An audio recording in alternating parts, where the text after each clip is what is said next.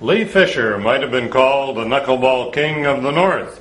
It was a pitch that earned him renown and respect in baseball's Polar League in Flin Flon back in the 1950s.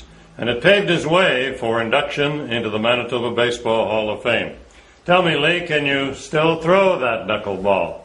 Well, I haven't tried for quite a few years, but I can still put the grip on the ball. We should have had a baseball here for you. Yeah, then I can show you the actual grip, yeah. How did you develop it? How did it come about? Well, I bought a book from, I think I got it through New York, and it showed Hoyt Wilhelm and a knuckleball pitcher, right? Yeah. Mm-hmm. And it showed the different grips. And I tried the different grips, and it takes a while to develop control of it, especially. But they recommend the 3-finger knuckleball, but I didn't like it. Didn't like that? I like the 2-finger with better control. Sure. And you could get the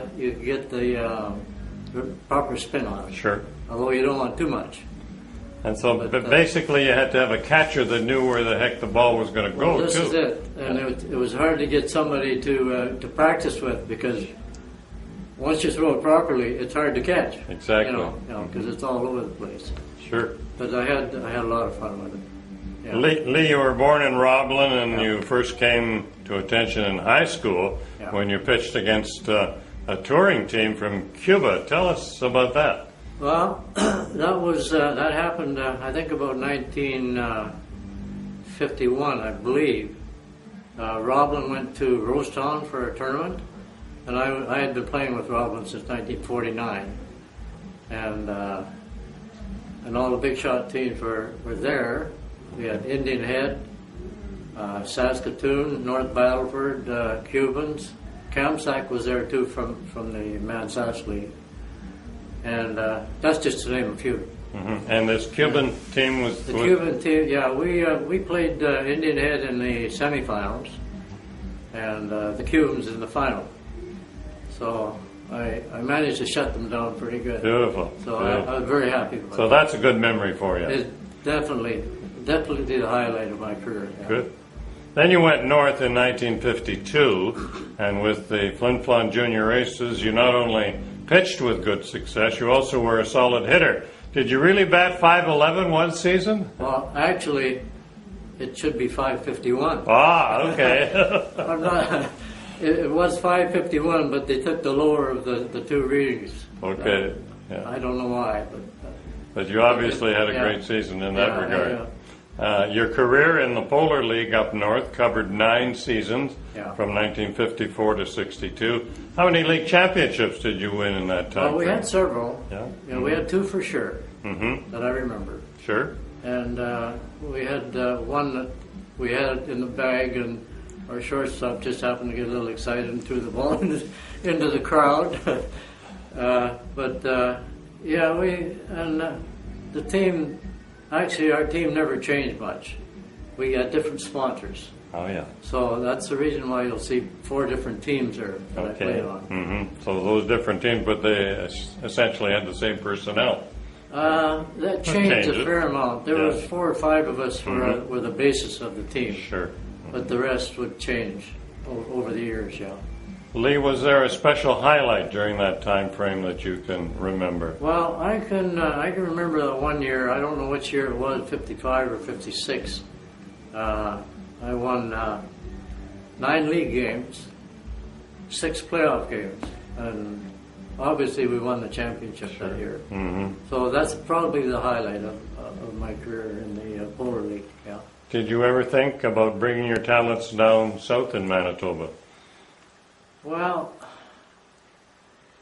not really. No. After I moved from Roblin to Flin Flon, that was basically my home.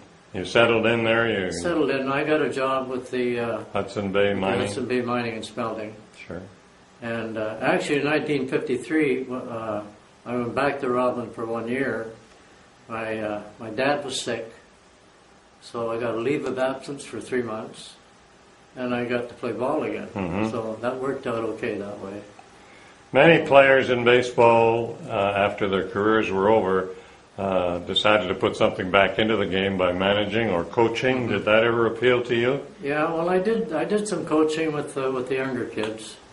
The bantams, I believe we won that one championship. I probably spent 3 or 4 years coaching the younger kids. Yeah, but after that, the family kind of took over. Right. I ran out of time, with 4 kids. What has happened to baseball in Flin Flon now? Baseball is pretty well non-existent. They've gone to fastball there. I think the baseball lasted probably, I'd say maybe to 1965 or something like that, somewhere in that area, and then they switched over to the fastball. And did you ever switch to fastball? No, it didn't appeal to me very much. Yeah. After you play baseball, I don't know. Mm-hmm. Fastball didn't appeal. Did you ever have a favorite team that you followed in the big leagues or whatever? Not entirely. There's a couple of pitchers that I like to.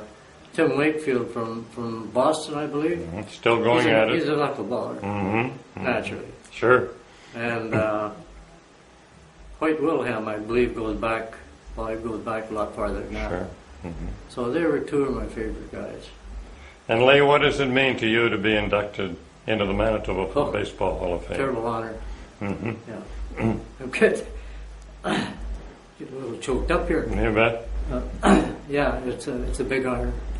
Feels very special, kind of a highlight, a way to put the capper on all those baseball days. Yeah. Sure does. Lee Fisher, one of the newest members of the Manitoba Baseball Hall of Fame.